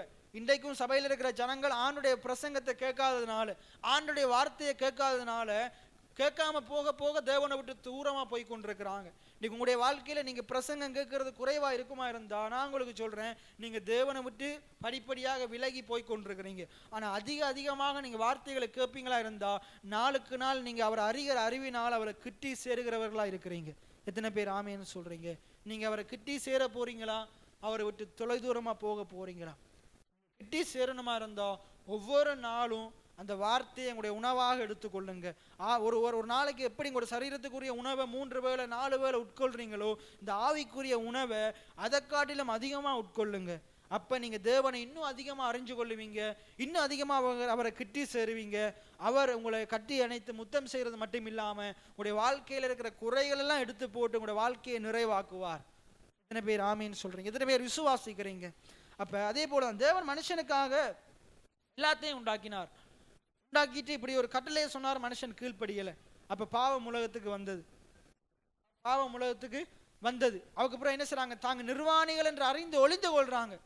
தேவனை விட்டு அவங்க என்ன செய்றாங்க? இப்ப தேவன் தோட்டத்துக்குள்ள வந்தா ஓடி கட்டி அணைத்து முத்தம் செய்கிறவங்க, இப்ப தேவனுடைய சத்தம் கேட்ட உடனே போயிட்டு மரத்துக்கு பின்னுக்கு ஒளிந்து கொள்றாங்க. நான் நிர்வாணி. இவ்வளவு நாள் தேவனை பார்த்தவங்க, நான் தேவனுடைய மகிமையினால் உடுத்தப்பட்டிருக்கிறேன் என்ற அறிவை இழந்து போய் இப்ப நான் நிர்வாணின்னு பார்க்கிறாங்க. பார்க்க பிரசங்கத்தை கேட்காதவன் தன்னைய பாவின்னு சொல்லி இன்னும் பாவத்துல விழுந்து கொண்டே இருப்பான். ஆனா பிரசங்கத்தை கேட்கிறவன், வார்த்தையை கேட்கிறவன் என்ன செய்வான்? வார்த்தையின்படி நடப்பான். அந்த வார்த்தையின்படி நடக்கும்போது அவனுடைய வாழ்க்கையில் இருக்கிற பாவ சுபாவம் அழிந்து போய் அவனுக்கு புதிய ஒரு சுபாவம் உருவாகும். பாவத்தை வெறுக்கிறவனா இருப்பான், பரிசுத்தமா வாழுகிறவனா இருப்பான். நீங்க பரிசுத்தமா வாழணுமா இருந்தா, பாவத்தை வெறுக்கணுமா இருந்தா, முதலாவது பரிசுத்தர் அறிந்து கொள்ளணும். எத்தனை பேர் ஆமைன்னு சொல்றீங்க? வார்த்தையை அறிந்து கொள்ள உங்களுக்கு என்ன செய்யும்? பாவத்தை நீங்க வெறுப்பீங்க. தேவன் இப்படி இவர் போதிக்கிறபடி வாழணும் என்ற ஆசை வரும். இப்ப நான் தரித்திரத்தை, நீங்க தரித்திரமா இருக்கக்கூடாதுன்னு நான் போதிக்கும் போது நீங்க என்ன செய்வீங்க? தரித்திரத்தை வெறுப்பீங்க. நான் அழகா வாழணும், நான் தரித்திரமா வாழக்கூடாது, நான் ஐஸ்வர்யவான வாழணும் என்ற ஆசை முதலாவது வரும், மன விருப்பம் வரும். சங்கீதத்தில் 2-3 இடங்கள்ல சொல்லப்படுது, ஆண்டவர் நமக்கு மன விருப்பத்தை அருளை செய்கிறவராய் இருக்கிறார். அதாவது நமக்கு மனதில் ஆசைகளை உண்டாக்குறவராய் இருக்கிறார். தேவன் நமக்குள்ள நல்ல ஆசையை உண்டாக்குறார். எத்தனை பேர் ஆமீன்னு சொல்றீங்க? தேவன் நமக்குள்ள எப்படிப்பட்ட ஆசையை உண்டாக்குறாரு? நல்ல எல்லாம் சொல்லுங்க, நல்ல ஆசைகளை உண்டாக்குறார், நல்ல விருப்பங்களை உண்டாக்குறார். எத்தனை பேர் ஆமீன்னு சொல்றீங்க? பாருங்க, இன்னைக்கு நான் விரும்புறேன், நம்ம விரும்புறோம், நான் விரும்புறேன் எப்படி இந்த கூரையெல்லாம் கலட்டிட்டு என்ன செய்யணும்? சீட்டை போடணும். ஏன்னா இந்த கூரை என்ன செய்யுது? நமக்கு சத்தத்தை உண்டாக்குது. இந்த கூரை இந்த இது இருக்கும்போது ஒழுகுது. அப்ப நான் விரும்புறேன் என்னது? இதுல சீட்டை போடணும்னு விரும்புறேன். அப்ப நல்ல நல்ல விருப்பங்களை, என்ன மேல போகிற விருப்பங்களை, முன்னேறுகிற விருப்பங்களை தேவன் நம்மளை உண்டு பண்றார். அதே போல நல்ல பொருட்களை வாங்கணும், தரமான பொருட்களை வாங்கணும்னு விரும்புறோம். ஏன்னா நல்ல வீடுகளை கட்டணும்னு விரும்புறோம். எத்தனை பேர் விரும்புகிறீங்க? இந்த விருப்பங்களை கர்த்தர் தான் தர்றார். நான் குறைவா வாழக்கூடாது, பட்டினியா வாழக்கூடாது. யாருக்காச்சும் பட்டினியா இருக்கிறது விருப்பமா? சாப்பிடாம இருக்கிறது விருப்பமா? மற்றவர்கள்ட்ட சாப்பாட்டுக்காக கையேந்துறது விருப்பமா? அதை வெறுக்கணும். அதை பத்தி போதிக்கும் போது அதன் மேல ஒரு வெறுப்பு வருது. ஆமா, இந்த இவர் சொல்றபடி நான் என்ன செய்யக்கூடாது? கையேந்தி வாழக்கூடாது. எத்தனை பேர் அப்படி நினைக்கிறீங்க? கையேந்தி வாழக்கூடாது, நான் அநேகருக்கு கொடுக்கிறவனா இருக்கணும். முதலாவது நீங்க கொடுக்கணுமா இருந்தா கொடுக்கறதுக்கு விரும்பணும். இப்படி போதிக்கும் போது அந்த போதனையை கேட்கணும். இது அதெல்லாம் எங்க நடக்க போகுது அப்படின்னு பார்த்தா அது நடக்க கூட வாழ்க்கையில் நடக்க போறதே கிடையாது. தரித்திரத்தை வெறுக்கணும். எத்தனை பேர் ஆமேன்னு சொல்றீங்க? குறைவை வெறுக்கணும். நான் நல்லா இருக்கணும்னு தேவன் விரும்புகிறார். பிரியமானவன், நான் தேவனுக்கு பிரியமானவன், நான் எல்லாவற்றிலும் வாழ்ந்து எப்படி இருக்கணும்? சுகமா இருக்கணும். அப்ப சுகமா இருக்கிறத விரும்பணும். நீதிமான் விரும்புகிற காரியம் அவனுக்கு கொடுக்கப்படும். துன்மார்க்கர் விரும்புகிற காரியம் என்ன செய்ய? அவனிடத்திலிருந்து எடுக்கப்படும். துன்மார்க்கனுடைய ஆசை அழியும். எல்லாம் சொல்லுங்க, துன்மார்க்கனுடைய ஆசை அழியும், நீதிமான்களை ஆசையோ கர்த்தர் நிறைவேற்றுகிறார். இத்தனை பேர் ஆமைன்னு சொல்றீங்க? கடவுள் நம்மள நல்ல விருப்பங்களை நமக்கு உண்டு பண்றார். அப்ப பிரசங்கத்தை கேட்கும் போது தீமையானது அந்த பிரசங்கம் வெறுக்க வைக்குது, நன்மையானதை என்ன செய்ய? விரும்ப வைக்குது. அப்ப ஆதாமோட ஆண்டவர் என்ன செய்தாரு? பகலின் குளிர்ச்சியான வேளையில் ஒவ்வொரு நாளும் வந்து பேச பேச பேச பேச ஆதாமுக்குள்ள விருப்பங்கள் உண்டாகுது. விருப்பங்கள் உண்டாகுது. எப்ப அவன் சத்தத்துக்கு விரோதமா நடக்க வலிக்கிட்டானோ அப்ப பிசாசினுடைய விருப்பம் அவனுக்குள்ள வருது. பிசாசினுடைய விருப்பம் அவனுக்குள்ள வருது. அவனுக்கு ஆண்டவர் எல்லாத்தையும் கொடுத்திருக்கிறாரு, அதை அறியாம போகிறான். இன்னைக்கு நான் உங்களுக்கு சொல்றேன், தேவன் உங்களுக்கு எல்லாவற்றையும் கொடுத்திருக்கிறார், எல்லாவற்றையும் கொடுத்திருக்கிறார். பிசாசு வந்து சொல்லுவான், நீ இன்றைக்கு சர்ச்சுக்கு போவாத, நீ இங்க வா, உனக்கு நல்ல சம்பளத்தை தாரேன், நல்ல வேலையை தாரேன், வஞ்சிக்கப்படாதிருங்க, வஞ்சிக்கப்படாதிருங்க. பிசாசு எப்பயும் உங்களுக்கு நன்மை செய்ய போறது கிடையாது. நன்மை செய்ய போறேன்னு வஞ்சிப்பான். ஆனா கர்த்தர் நன்மைகளின் ஊற்றானவராக இருக்கிறார். என்ன பேர் ஆமைன்னு சொல்றீங்க? அவரிடத்திலிருந்து நன்மையானது வரும். வானத்தையும் பூமியையும் படைத்த கர்த்தரிடத்திலிருந்து எனக்கு ஒத்தாசை வரும். எல்லாம் சொல்லுங்க, வானத்தையும் பூமியையும் படைத்த கர்த்தரிடத்திலிருந்து எனக்கு ஒத்தாசை வரும். எனக்கு ஒத்தாசை வரும் பர்வதங்களுக்கு நேராய் என் கைகளை ஏறெடுப்பேன். வானத்தையும் பூமியையும் படைத்த கர்த்தரிடத்திலிருந்து எனக்கு ஒத்தாசை வரும், எனக்கு நன்மைகள் வரும். எத்தனை பேர் ஆமேன்னு சொல்றீங்க? அப்ப இதுதாங்க நடக்குது. அப்ப பாவம் செய்ததுனால, மனுஷன் பாவம் செய்ததுனால, மனுஷன் செய்த பாவம் என்னது? பாவம் என்றா என்னது? நியாயப்பிரமாணத்தை மீறுவதே பாவம். இன்னும் சொல்ல போனா ஆண்டவர் நமக்கு சொன்ன வார்த்தைகளை மீறுறதுதான் பாவம். இது பாவம். ஆண்டவர் சொன்ன வார்த்தைகளை மீறுறதுதான் பாவம். கவர்மெண்ட் சொன்ன வார்த்தைகளை மீறுறதுதான் குற்றம். அவன் சொல்றான், இந்த பெண்டில் போகும்போது 50க்கு மேல பைக்கில் போகக்கூடாதுன்னு அவன் போட் போட்டு வச்சிருக்கிறான். சட்டம் அப்படித்தான் சொல்லுது. அப்ப இல்ல, நான் 50க்கு மேலதான் போவேன்ட்டு நான் ஒரு தீர்மானத்தை எடுத்து, அவங்க சொல்ற தீர்மானத்துக்கு கீழ்ப்படியாம நம்ம ஒரு தீர்மானத்தை எடுத்து நம்மட மனசு மாம்சம் விரும்பினதை செஞ்சு 60-70ல போனா என்ன செய்வான்? அவன் பிடிச்சி ஃபைன் தான் எடுப்பான். அதான் பாவம். ஒரு சட்டம் ஒரு காரியத்தை சொல்லுது, அதை மீறுறதுதான் என்னது? பாவம். ஞாயிற்றுக்கிழமை ஓய்வு நாளுக்கு போன்று வயதான் சொல்லுது, வேலைக்கு போனால் அது என்னது? பாவம். 10ல் 1 தசமபாகம் கர்த்தருடையது, அதை எடுத்து வேற காரியங்களுக்கு செலவழிக்கிறது என்னது? பாவம். பெற்றோருக்கு கீழ்ப்படின்னு வேதம் சொல்லுது. கீழ்ப்படியாம நான் விரும்பினபடிதான், எனக்கு பிடிச்சபடிதான் நான் நடப்பேன் என்று செய்கிறது என்னது? பாவம். களவு செய்கிறது பாவம், கொலை செய்கிறது பாவம். எதனால பாவம்? ஆண்டவருடைய வார்த்தை சொல்லுது. வார்த்தை சொல்றதுக்கு மாறா நடக்கும்போது அது என்னது? அது என்னது? பாவம். பாவம் என்றா என்ன? பாவம் என்ன செய்யுது? தேவனை விட்டு நம்மளை பிரிக்குது. பாவம் செய்கிறவன் தேவன் மூஞ்சில முழிக்க முடியாது. பாருங்க, இப்ப நீங்க இதுல பெற்றோர்கள் இருக்கிறீங்க, உங்களோட பிள்ளை ஒரு தவறு செய்யுமா இருந்தா என்ன, இப்ப நீங்க ஒரு 400 கிராம் அங்கரை வாங்கி வச்சிருக்கிறீங்க, அங்கரை காலம்பரை வாங்கி வச்சிருக்கிறீங்க. வச்சிருக்கும் போது பின்னேரம் பார்த்து அங்கரை காணலை, அங்கரை காணலை. இப்ப அந்த வீட்டில் இருக்கிற ஏதோ ஒரு பிள்ளை தான் என்ன செஞ்சிருக்கணும்? இந்த எலியும் எடுத்துருக்கலாட்டி அங்க இருக்கிற ஆண்டுகள் தான் எடுத்திருக்கணும். அப்ப என்ன செய்வீங்க? நீங்க பார்ப்பீங்க, யாருன்னு பார்ப்பீங்க. பார்க்கும்போது யார் உங்களை விட்டு ரொம்ப தூரம் உங்களை கிட்ட வராம எங்கெங்கெல்லாம் ஓடி திரி அலைகிறானோ, என்ன உங்களோட மூஞ்சியே பார்க்காம எங்கேயெல்லாம் அசட்டை பண்ணி திரியிறானோ அவன் தான் அந்த ஆள். ஏன்? தப்பு பண்ணிட்டான். இப்போ உங்களோட மூஞ்சை பார்த்தா ஒரு சிரிப்பு சிரிச்சோன்னே என்ன செஞ்சிடும்? அவன் மாறி சிரிக்க வலிக்கிட்டுருவான், நீங்கள் கண்டுபிடிச்சிருவீங்க இவன் தான் என்ன செஞ்சிருக்கிறான், அந்த 400 கிராம் எங்கரை வாய்க்குள்ள போட்டிருக்கிறான். அதே போலதான் மனுஷன் பாவம் செஞ்சுட்டான். இப்போ மனுஷனால தேவனுடைய முகத்தில் முழிக்க முடியல. என்ன செய்யலாம்? ஒரு மரத்துக்கு பின்னுக்கு போயிட்டு ஆதாம் ஒளிந்து கொள்றான். ஆதாமே எங்கே இருக்கிறான்னு வரும்போது என்ன செஞ்சிருக்கணும்? வளமையா ஓடி வர்றவன் என்ன செய்யறான்? ஆதாமே எங்கே இருக்கிறான்டா, நான் நிர்வாணியாய் இருப்பதனால், நான் நிர்வாணியாய் இருப்பதனால் என்ன செய்யறான்? ஒளிந்து கொண்டிருக்கிறேன். ஆண்டவர் கேட்கிறாரு, உன்னை நீ நிர்வாணின்னு உனக்கு அறிவித்தவன் யார்? யாருண்டா? ஆண்டுடைய வார்த்தைக்கு விரோதமா அவன் நடந்ததுனால பாருங்க, அவன் என்ன சொல்றான்? நிர்வாணின்னு அறிவித்தவன் யார்? நான் புசிக்க வேண்டாம். ஆண்டவர் கண்டுபிடிச்சிட்டார். உனக்கு எப்படி இப்படி அறிவு வந்திருக்கண்டா, நான் சொன்னத வார்த்தைக்கு மீறி நீ பாவம் செய்ததுனால நீ உன்னை தவறான முறையில பார்த்து நிர்வாணின்னு அறிந்து கொண்டு நீ என்னை விட்டு தூரமா போயிட்ட. ஆண்டவர் தூரமா போகல, அவன் தான் ஆண்டவரை விட்டு தூரமா போனான். இன்னைக்கு நம்ம தான் ஆண்டவருடைய வார்த்தையை கேட்காம அவரை விட்டு தூரமா போகிறோம். இந்த இடத்துல இருக்கிற அநேகர் ஆண்டவருடைய வார்த்தையை என்ன செய்றீங்க? கேட்கறது குறைவடைந்து ஆண்டவரை விட்டு தூரமா போறீங்க. இங்கால இருக்கிற பாதி பேர் பாருங்க இந்த இடத்துல இல்லை. எதனால? ஆரம்பத்தில் சில சாதாரணமான காரணங்களுக்காக வார்த்தையை கேட்காம எழும்பி போனார்கள் தான் இன்றைக்கு ஒரேடியா என்ன செஞ்சுட்டாங்க? வருஷத்துல இன்றைக்கு 53 கிழமை 52 கிழமைண்டா இப்படிப்பட்ட ஆட்கள் 40 கிழமை வரவே இல்லை ஆலயத்துக்கு. அதே வந்தாலும் வர்ற 20 கிழமை கூடி வார்த்தைகளை கேட்கறதே இல்லை. நீங்களும் வார்த்தையை அசட்டை பண்ணுவீங்களா இருந்தா ஆண்டவரை விட்டு தூரமா போய் கடைசியில் ஆலயத்தை விட்டு வெளியே போயிருவீங்க. அதுக்கப்புறம் மேய்ப்பன் இல்லாத மந்தைகளை போல அலைந்து திரிகிறவங்களா இருப்பீங்க.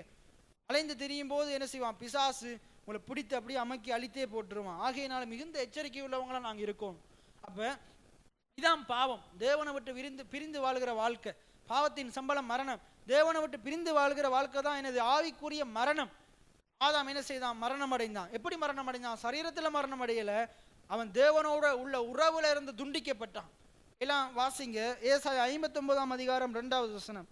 ஏசாயா 59ஆம் அதிகாரம் 2வது வசனம். உங்கள் அக்கிரமங்களே உங்களுக்கும் உங்கள் தேவனுக்கும் நடுவாக, பாருங்க, நம்ம செய்த பாவங்கள், நம்ம செய்த அக்கிரமங்கள் நம்ம தேவனுக்கு வார்த்தைக்கு விரோதமா ஒவ்வொரு முறை நடக்கும் போதும் கவனமா கேளுங்க. தேவனுக்கு விரோதமாக, அவருடைய வார்த்தைக்கு விரோதமாக ஒவ்வொரு முறை நம்ம நடக்கும் போது அக்கிரமம் செய்கிறோம், பாவம் செய்கிறோம். இதை செய்ய செய்ய என்ன நடக்குது? என்ன நடக்குது? தேவனுக்கு நமக்கும் இடையில ஒரு பெரிய தடுப்பு சுவர் ஒன்று வளர்ந்து கொண்டிருக்குது. ஒரு கல்லை கட்டி கொண்டிருக்கிறோம். நமக்கும் தேவனுக்கும் இடையில என்ன நடக்குது? பிரிவினை வருது. நம்ம தேவனுக்கிட்ட போகாதபடிக்கு, தேவனை நோக்கி பார்க்க கூடாதபடிக்கு பெரிய தடவுண்டு நடுவில் வருது. அதுதான் பாவம். ஆனா என்ன நடக்குது? இதை தகர்த்து போடும்படிக்கு தான், நமக்கும் தேவனுக்கும் இடையில பிரிவினையை உண்டாக்குற இந்த தடுப்பு சுவரை தகர்க்கும்படிக்கு தான் தேவன் அவருடைய குமாரனை அனுப்புகிறார். எத்தனை பேர் ஆமீன் சொல்றீங்க? தேவன் அவருடைய குமாரனை அனுப்பினார். ஏன்னா நம்மளால நம்மளோட பாவத்தை மேற்கொள்ள முடியாது. நம்மளோட புயபலத்தால நம்முடைய மீறுதல்களை மேற்கொள்ள முடியல. நம்ம என்ன செய்யணும்? ஆண்டவரே, என்னால முடியல, எனக்கு உதவி செய்யுங்க, எனக்கு உதவி செய்யுங்க, நான் அந்த பாவத்தை மேற்கொண்டு பரிசுத்தமா வாழ உதவி செய்யுங்க.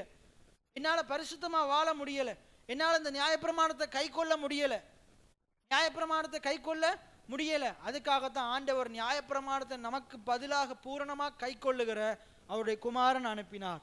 இயேசு இந்த உலகத்துக்கு வந்து நியாயப்பிரமாணத்தின் சகல நீதியின்படிக்கு அவர் அப்பழுக்கற்றவரா, குற்றம் செய்யாதவரா, குற்றம் சாட்டப்பட முடியாதவரா, பரிசுத்தமான ஒரு வாழ்க்கை வாழ்ந்தார். எத்தனை பேர் ஆமேன்னு சொல்றீங்க? இப்ப அந்த பரிசுத்தமுள்ள இயேசு கிறிஸ்துவை விசுவாசிக்கிற நாங்க பரிசுத்தவான்களா இருக்கிறோம். நம்முடைய பரிசுத்தத்தினால நாங்க மீட்கப்படல, இயேசுவினுடைய பரிசுத்தத்தினால நாங்க மீட்கப்பட்டிருக்கிறோம்.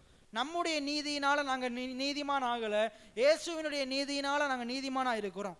நம்முடைய ஞானத்தினால நாங்க ஞானவான்கள் அல்ல, இயேசுவினுடைய ஞானத்தினால நாங்க ஞானவான்களா இருக்கிறோம். நம்முடைய கிரியைகளினால நாங்க மீட்கப்படல, இயேசுவினுடைய கல்வாரி சிலுவையில செய்த கிரியையினால நாங்க மீட்கப்பட்டிருக்கிறோம். அதுதான் கிருபை. அவர் செய்ததுதான் கிருபை. நாங்க செய்கிறது கிரியை. நமக்காக இயேசு செய்தது தான் என்னது? கிருபை. எல்லாம் சொல்லுங்க, கிருபை. அந்த கிருபை தான் நம்மளை இன்றைக்கு வாழ வைத்திருக்குது. அந்த கிருபை தான் நம்மளை உயர்த்தி வைத்திருக்குது. எத்தனை பேர் ஆமேன்னு சொல்றீங்க? ஆகையினால இந்த செய்தியை நாங்கள் அறிந்து கொள்ளணும். அக்கிரமங்களிலும் பாவங்களிலும் மரித்தவங்களா இருந்த நம்மளை தேவன் அனுப்பின குமாரன் வந்து என்ன செய்தார்? மீட்டெடுத்தார். நம்மளை மீட்டெடுத்தார், நம்மளை இன்றைக்கு வாழ வைத்திருக்கிறார். அப்ப தேவன் எதற்காக நம்ம என்ன பார்த்தோம்? தேவன் எதற்காக குமாரன் அனுப்பினார்? தேவன் எதற்காக குமாரனை ஈவாக அனுப்பினார்? நம்மளை மீட்கும்படிக்காக அனுப்பினார். எதிலிருந்து மீட்கும்படிக்கு? எல்லாம் சொல்லுங்க, பாவத்திலிருந்து. எல்லாம் சொல்லுங்க, பாவத்திலிருந்து. என்ன பாவம்? தேவனுடைய வார்த்தைக்கு விரோதமா செய்யறதுதான் பாவம். தேவனுடைய வார்த்தைக்கு விரோதமா இருந்த நம்மளை இன்னைக்கு தேவனுடைய வார்த்தையை கேட்கிற பிள்ளைகளா மாத்தி இருக்கிறார். எத்தனை பேர் ஆமேன்னு சொல்றீங்க? எத்தனை பேர் இந்த வார்த்தையை ஆர்வமா கேட்குறீங்க, ஆசையா கேட்குறீங்க? எப்ப முடியும்னு கேட்குறீங்களா? உண்மையா மீட்கப்பட்டிருப்பீங்களா இருந்தா ஆண்டுடைய வார்த்தையை ஒவ்வொரு முறை இந்த இடத்துல பிரசங்கிக்கப்படும் போதும் ஆசையா கேட்பீங்க, ஆர்வமா கேட்பீங்க. ஆதாம் செய்த தப்ப செய்ய மாட்டீங்க. ஆதாம் ஆண்டுடைய வார்த்தையை ஒழுங்கா கேட்கல, அதனால பாவம் செய்தான், அதனால அறியாமையினால விழுந்து போயிட்டான். நீங்க அறியாதவர்களா இருக்க மாட்டீங்க. அறியாதவர்களா இருப்பீங்களா இருந்தா நீங்களும் ஏமாந்து போயிருவீங்க, சிறைப்பட்டு போயிருவீங்க. ஆண்டவர் சொல்றாரு, ஜனங்கள் அறியாமையினாலே சங்காரம் ஆகிறார்கள், என் ஜனங்கள் அறியாமையினாலே சிறைப்பட்டு போகிறார்கள். நான் உங்களுக்கு சொல்றேன், நீங்க தேவனை அறிகிற அறிவினால நாளுக்கு நாள் முன்னேறுகிறவங்களா இருங்க, நாளுக்கு நாள் பெருகுகிறவங்களா இருங்க, நாளுக்கு நாள் நீங்க தேவனுடைய சாயலை வெளிப்படுத்துகிற பிள்ளைகளா இருங்க. கர்த்தர் உங்களை இன்னும் அதிகமாக உயர்த்துவார். அவர் அறிகிற அறிவு மிகவும் முக்கியம். ஜோவான் 1 ஜோவான் 2 ஜோவான்ல எல்லாம் சொல்லப்படுது, தேவனை அறிகிற அறிவை பத்தி சொல்லப்படுது. தேவனை அறிகிற அறிவு மிகவும் முக்கியம். அவருடைய வார்த்தை மூலமா நாங்கள் அவரை அறிந்து கொள்றோம். அவருடைய வார்த்தை மூலமா நாங்கள் அவரை அறிந்து கொள்றோம். சரி, பிதாவானவர் குமாரனை கொடுக்கிறார். எதற்காக கொடுக்கிறார்? நம்மளை பாவத்திலிருந்து மீட்கும்படிக்கு கொடுக்கிறார். ரைட். இப்ப இந்த குமாரனாக இயேசு கிறிஸ்துவை பார்ப்போம். இப்ப பிதாவானவர் கொடுக்கிற பரிசு தான் என்னது? பிதாவானவர் கொடுக்கிற பரிசு தான் என்னது? இயேசு கிறிஸ்து. ரைட். இப்ப இந்த பரிசை பார்ப்போம். இப்ப நான் வந்து ஒரு ஆளுக்கு பரிசு கொடுக்கிறேன்னா இருந்தா, இப்ப நான் வந்து சந்தோஷத்துக்கு பரிசு கொடுக்கிறேன்னா இருந்தா நான் என்னத்தை பார்ப்பேன்டா? என்னத்தை பார்க்கணும்? இப்போ நீங்கள் ஒரு ஆளுக்கு பரிசு கொடுக்க போறீங்க, நீங்கள் ஒரு ஆளுக்கு கிஃப்ட் கொடுக்க போறீங்க, இல்லாட்டி நீங்கள் இந்த ஊழியத்துக்கு ஏதோ காரியத்தை செய்ய போறீங்கண்டா நீங்கள் என்னத்தை பார்க்கணுமெண்டா, இப்போ நான் கொடுக்கறது இந்த ஊழியத்துக்கு பிரயோஜனமாக இருக்குமா? இப்போ நான் சந்தோஷத்துக்கு கொடுக்க போகிற கிஃப்ட்டு சந்தோஷத்துக்கு எப்படி இருக்கணும்? பிரயோஜனமாக இருக்கணும். எப்படி இருக்கணும்? பிரயோஜனமாக இருக்கணும். என்ன இப்போ பாருங்க, உதாரணத்துக்கு இப்போ சந்தோஷத்துக்கு வந்து நான் வந்து என்ன ஒரு செயின் ஒன்று கொடுக்குறேன், அது அவருக்கு இந்த வயசுல பிரயோஜனமா செய்யாது, இந்த வயசுல அவர் பிரயோஜனமா இருக்காது. அப்ப நான் அவருக்கு படிக்கிறதுக்கு புத்தகம் கொடுக்குறேன், கொப்பி கொடுக்குறேன், இது அவருக்கு எப்படி இருக்கும்? பிரயோஜனமா இருக்கும். பிரயோஜனமா இருக்குமா இருக்காதா? பிரயோஜனமா இருக்கும். அப்ப அந்த அவருக்கு பிரயோஜனமானவைகளை நம்ம என்ன செய்யணும்? கொடுக்கணும். அவர் பயன்படுத்தக்கூடியதை கிஃப்டா கொடுக்கணும். அவருக்கு பிரயோஜனமற்றதை கொடுத்து வேலை இல்லை. அப்ப பிதாவானவர் மனுஷனுக்கு பிரயோஜனமானதை மனுஷன் மேல இருக்கிற அன்பனால கொடுத்தார். எத்தனை பேர் ஆமேன்னு சொல்றீங்க? மனுஷனுக்கு அவசியமானது, பிரயோஜனமானது, தேவையானது ஆண்டவர் கொடுத்தார். ஆண்டவர் கொடுத்தார். மனுஷனுக்கு தேவையானதுதான் இரட்சகராகி இயேசு கிறிஸ்து. பாவத்திலிருந்து ரட்சிக்கக்கூடிய இயேசு கிறிஸ்து, பாவத்திலிருந்து மனுஷனை மீட்கக்கூடிய இயேசு கிறிஸ்து. அப்ப பிதாவானவர் நமக்கு கொடுத்த ஈவாகிய இயேசு கிறிஸ்து நமக்கு பிரயோஜனமா இருக்கிறார். எத்தனை பேருக்கு பிரயோஜனமா இருக்கிறார்?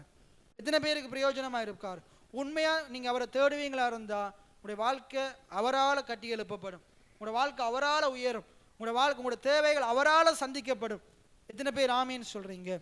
அப்ப அவர் நமக்கு பிரயோஜனமானவர். எல்லாம் சொல்லுங்க, இயேசு கிறிஸ்து எனக்கு பிரயோஜனமானவர், எனக்கு அவசியமானவர், எனக்கு தேவையானவர். அவர் எப்பயும் என்னோடு இருக்கணும். எத்தனை பேர் ஆமேன்னு சொல்றீங்க? அவர் என்னோடு கூட இருந்தா என்னால வெற்றி பெற முடியும். எப்படிப்பட்ட சேனைக்குள்ளேயும் பாய முடியும், எப்படிப்பட்ட மதலையும் தாண்ட முடியும், எப்படிப்பட்ட சூழ்நிலையும் ஜெயிக்க முடியும். எத்தனை பேர் ஆமேன்னு சொல்றீங்க? அப்ப நம்மளும் அப்படித்தான் கொடுக்கும்போது பிரயோஜனமானதை கொடுக்கணும். பாருங்க, காயினும் ஆபேலும் என்ன செய்யறாங்க? பலியை கொண்டு போறாங்க.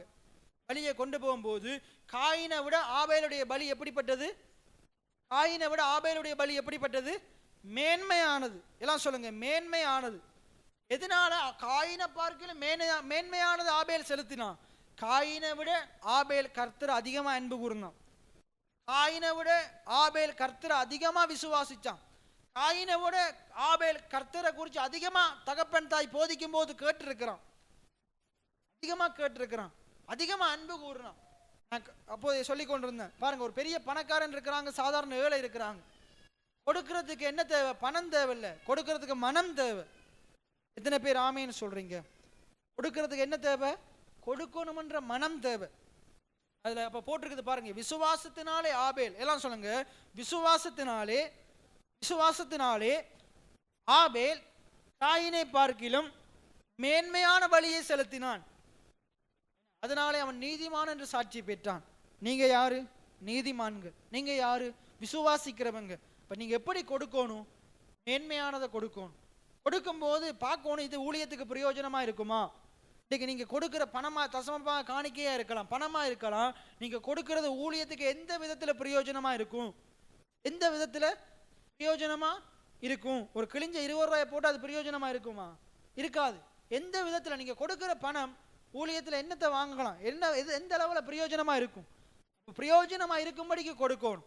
நீங்க உண்மையா ஊழியத்தை நேசிப்பீங்களா இருந்தா, உண்மையா ஊழியக்காரங்களை நேசிப்பீங்களா இருந்தா, உண்மையா அந்த சபையை நேசிப்பீங்களா இருந்தா, நீங்க உதாரத்துவமா கொடுப்பீங்க, நீங்க தாராளமா கொடுப்பீங்க, மனம் தளராம கொடுப்பீங்க, மனதுல தீர்மானம் பண்ணி கொடுப்பீங்க. எத்தனை பேர் ஆமேன்னு சொல்றீங்க? அப்ப நாங்க உதாரத்துக்கு குணமுள்ள ஆத்மாவா இருக்கணும்னு தேவன் விரும்புகிறார். ஏனென்றா உதார குணமுள்ள ஆத்மா தான் என்ன செய்யும்? செழிக்கும். கஞ்சத்தனம் பண்ற ஆத்மா என்ன செய்யாது? செழிக்காது. அவன் என்ன செய்வான்? நாளுக்கு நாள் தரித்திரனாவான் என்று வேதம் சொல்லுது. அன்று நம்ம உதார குணமுள்ளவங்களா இருக்கணும் என்று விரும்புகிறார்.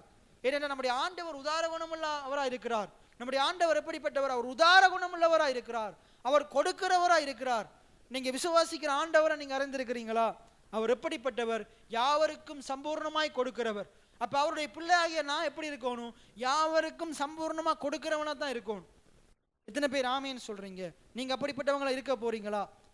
யாவருக்கும் சம்பூர்ணமா கொடுக்கிறவங்களா இருக்கும். கொடுக்கறதுக்கு ஐயோ பினகாஸ் என்னோட பணம் இல்லையே, என்னோட பொருள் இல்லையே. நான் சொல்றேன், இன்றைக்கு உங்கள்கிட்ட பணம் இல்லாம இருக்கலாம், பொருள் இல்லாம இருக்கலாம், உங்களுக்கு நல்ல மனம் இருக்கும். இன்னைக்கு அந்த மனதை ஆண்டு உண்டு பண்றார், அதுக்கு தான் போதிக்கிறார். கொடுக்கறதுக்கு ஒரு நல்ல மனது தேவை. சிறியாக்களா இருக்கலாம், பெரியாக்களா இருக்கலாம். கொடுக்கறதுக்கு என்ன தேவை? நல்ல மனது தேவை. நல்ல மனது இருந்தா யாராலையும் கொடுக்க முடியும், எப்படியும் கொடுக்க முடியும். எத்தனை பேர் ஆமேன்னு சொல்றீங்க? எதையும் கொடுக்க முடியும். ஆபிரகாமுக்கு எல்லாத்தையும் கொடுக்கிறது ஈஸி, ஆடு மாடை கொடுக்கிறது ஈஸி. ஆனா அவனுக்கு எதை கொடுக்கிறது கஷ்டம்? ஈசாக்க கொடுக்கிறது தான் கஷ்டம்.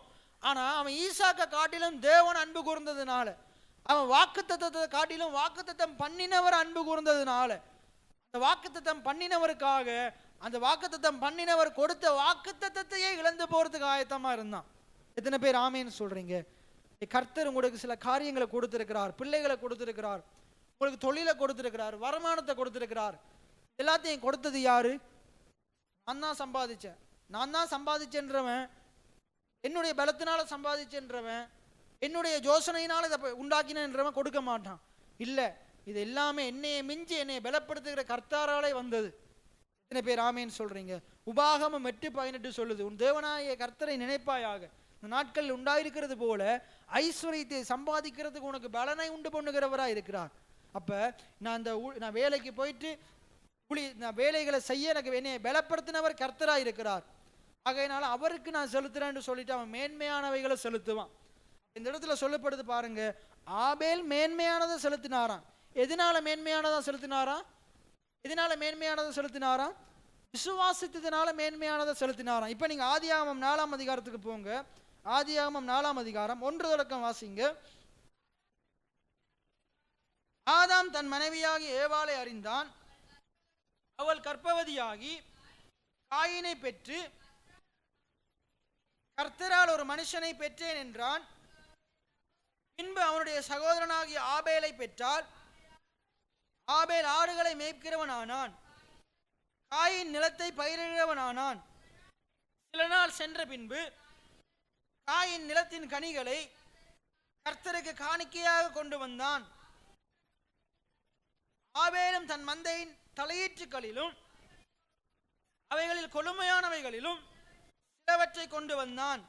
ஆபேலையும் அவன் காணிக்கையையும் கர்த்தர் அங்கீகரித்தார், காயினையும் அவன் காணிக்கையையும் அவர் அங்கீகரிக்கவில்லை. பாருங்க, சபையிலையும் இப்படிப்பட்டவங்க இருக்கிறாங்க. ஆபேல் போல காணிக்கையை செலுத்துகிறவங்க இருக்கிறாங்க, காயின் போல காணிக்கை செலுத்துகிறவங்க இருக்கிறாங்க. இவங்க ரெண்டு பேரை போல காணிக்கை செலுத்தாதாக்கள் நிறைய பேர் இருக்கிறாங்க. அவங்கள விடுங்க, அவங்களுக்கு எந்த விதத்திலையும் ஆசீர்வாதம் கிடையாது. ஏனென்றால் பைபிள் என்ன சொல்லுது? மனுஷன் எதை விதைக்கிறானோ அதை அறுப்பான். ஒன்றையும் விதைக்கலாட்டி ஒன்றையும் அறுக்க முடியாது. சிறுக விதைக்கிறவன் சிறுக அறுப்பான், பெருக விதைக்கிறவன் பெருக அறுப்பான். எந்த அளவினால விதைக்கிறீர்களோ, எந்த அளவினால அளக்கிறீர்களோ, அந்த அளவினால உங்களுக்கு அறுவடை வரும். அந்த அளவினால உங்களுக்கு அளக்கப்படும் என்று வேதம் சொல்லுது. ஆகையினால விதைக்கிறவன் தான் என்ன செய்வான்? அறுப்பான். பாருங்க, விரும்பினது முளைக்காது. எல்லாம் சொல்லுங்க, விரும்பினது முளைக்காது, விதைத்தது தான் முளைக்கும். நீங்க இந்த நிலத்தை பார்த்து விரும்புறீங்க, இதுல ஒரு பெரிய தென்னங்கண்டு வளரணும், முளைக்காது. ஆனா ஒரு தென்னை மரத்தை சின்ன செடியை போய் அதில் நட்டு பாருங்க, அது குறிப்பிட்ட காலத்துல என்ன செய்யும்? முளைக்கும். விதைக்காம நீங்க ஜெபிச்சு பாருங்க, ஆண்டவரே இதுல எப்படியாச்சு ஒரு பெரிய அழகான ஒரு மாங்காய் தோப்பு உருவாகணும், 50 நாள் இல்லாட்டி 1 வருஷம் உபவாசம் பண்ணி ஜெபிச்சு பாருங்க, வளருமா? மாங்காய் தோப்பு வளருமா? வளராது. விதையை விதைக்காம ஜெபிச்சு வளராது. ஆனா விதையை விதைச்சிட்டு செய்து பாருங்களேன், கர்த்தர் பெரிய காரியங்களை செய்வார். நிறைய பேர் இப்படித்தான் இருக்கிறீங்க. ஆண்டவரே என்னை ஆசீர்வதிங்கப்பா, எனக்கு நல்ல தொழிலை தாங்க, நல்ல வருமானத்தை தாங்க, பெருக்கத்தை தாங்க அப்படின்னு சொல்லிட்டு அநேகர் ஊழியத்துக்கு விதைக்கிறதே இல்லை, காணிக்கைகளை கொடுக்கிறதே இல்லை. கொடுக்காம இருந்து ஆண்டவர் எங்க ஒரு ஆசீர்வாதம் காணத்துல, சேர்ச்சுக்கு போய் ஒரு பிரயோசனமும் இல்லை. இதுக்கு தான் சேர்ச்சுக்கு போறோம், ஞாயிற்றுக்கிழமை வேலைக்கே போவோம், அப்படி போய் ஆசீர்வாதம் இல்லை. விதைக்க பழகுங்க, கொடுக்க பழகுங்க. இப்படி போதிச்ச உடனே ஐயோ பாஸ்டர் என்ன ஒரே இதையே போதிக்கிறார் நீங்க நினைச்சாலும் பரவாயில்ல, விதைக்கிறவனுக்கு தான் ஆசீர்வாதம், கொடுக்கிறவனுக்கு தான் ஆசீர்வாதம். இதை என்னுடைய வாழ்க்கையில ருசி பார்த்ததுனால தான் இவ்வளவு ஆணித்தரமா போதிக்க முடியுது. நீங்களும் ருசி பார்த்தீங்கன்னா நீங்களும் மற்ற ஆட்களுக்கு சொல்லுவீங்க, உங்களோட குடும்பத்தில் இருக்கிற மற்ற ஆளுக்கு சொல்லுவீங்க, உங்களோட பிள்ளைகளுக்கு சொல்லுவீங்க, உங்களோட மனைவிக்கு சொல்லுவீங்க, உங்களோட கணவனுக்கு சொல்லுவீங்க, சக விசுவாசிகளுக்கு சொல்லுவீங்க. என்ன சொல்லுவீங்க? கொடுங்கன்னு சொல்லுவீங்க, கொடுக்கறதுக்கு ஊக்கப்படுத்துவீங்க. எத்தனை பேர் ஆமேன்னு சொல்றீங்க? அப்ப நிறைய பேர் நல்லா ஜெபிக்கிறீங்க, நிறைய பேர் தவறாம இங்க வர்றீங்க, ஆலயத்துக்கு வர்றீங்க, நிறைய பேர் தவறாம வார்த்தைகளை கேட்குறீங்க. எல்லாம் நல்லதுதான், எல்லாம் நல்லது. ஆனா உங்களுடைய பொருளாதார வாழ்க்கையில நீங்க முன்னேறணுமா இருந்தா, உங்களுடைய தொழில நீங்க முன்னேறணுமா இருந்தா, உங்களுடைய வீட்டுல எல்லா பொருட்களும் நிறைந்திருக்கணுமா இருந்தா, உங்களுடைய கடன் பிரச்சனைகள் மாறணுமா இருந்தா, உங்களுடைய லீசிங் பிரச்சனைகள் எல்லாம் அதிசீக்கிரத்துல முடியணுமா இருந்தா, உங்களுடைய பொருளாதார வாழ்க்கையில நீங்க நல்லா இருக்கணுமா இருந்தா, நீங்க தேவனுக்கென்று, அவருடைய பணிக்கென்று, அவருடைய ஊழியத்துக்கென்று உதாரத்துவமா கொடுக்கிற ஆக்களா இருக்கணும், உதாரத்துவமா உள்ள ஆத்மாவா இருக்கணும், கொடுக்கிறவர்களா இருக்கணும். ஐயோ நானும் பினகாஸ் கொடுக்கணும்னு நினைக்கிறேன் பினகாஸ், ஆனா எப்படியாச்சும் கரண்ட் பில் கூடிருது, தண்ணி பில் கூடிருது, எப்படியாச்சும் அவன் கடன்காரன் வந்துடுறான், அப்ப நான் இதை எடுத்து அங்க கொடுத்துட்றேன். இல்லாட்டி கணவன் விடுறாரு இல்லை, மனைவி கொடுக்கறதுக்கு விடுறாரு இல்லை, நான் எடுத்து வைக்கிறேன், அவங்க வந்து வாங்கிட்டு போயிடுறாங்க. பிள்ளைகளுக்கு ஸ்கூல்ல அந்த தேவை வந்துடுது. இப்படி நிறைய சாக்கு போக்கு சொல்லலாம், சொன்னாலும் அதை நாங்க ஏற்றுக்கொள்ளலாம். சரி பரவாயில்ல பிரதர், பரவாயில்ல சிஸ்டர், அப்ப நீங்க அதே செய்யுங்கன்னு நாங்க சொல்லலாம், நாங்க மினம்பிறங்கி சொல்லலாம். ஆனா தேவன் ஒருவர் பார்க்கிறார். ஏழை விதவை போடுற காணிக்கையை ஆண்டவர் பார்த்தாருன்னு பைபிள் சொல்லுது. காயின் ஆபேல் போடுற காணிக்கையை தேவன் பார்த்தார். அதனாலதான் சொல்றாரு, இவன் கொஞ்சம் போட்டான், இவன் நிறைய போட்டான். பாருங்க, காயினை அங்கீகரிக்கிறார், காயினை அங்கீகரிக்கல, ஆபேல் அங்கீகரிக்கிறார். ஆபேலுடைய காணிக்கையை பார்த்து அதை அங்கீகரிக்கிறார். அப்ப தேவன் முதலாவது காணிக்கையை பார்க்கல, காணிக்கை செலுத்துகிற நபரை பார்க்கிறாரு. ரெண்டாவது காணிக்கையும் பார்க்கிறார். காணிக்கையை தேவன் காணிக்கையை பார்க்கிறாரா இல்லையா? தேவன் காணிக்கையை பார்க்கிறாரா இல்லையா? பார்க்கிறார். காணிக்கையை பார்க்கறதுக்கு முன்னுக்கு அதை செலுத்துகிறவனை பார்க்கிறாரு, ரெண்டாவது காணிக்கையை பார்க்கிறார். தேவன் உங்களையும் முதலாவது உங்களை பார்க்கிறாரு, அடுத்தது செலுத்துகிற காணிக்கையை பார்க்கிறார்.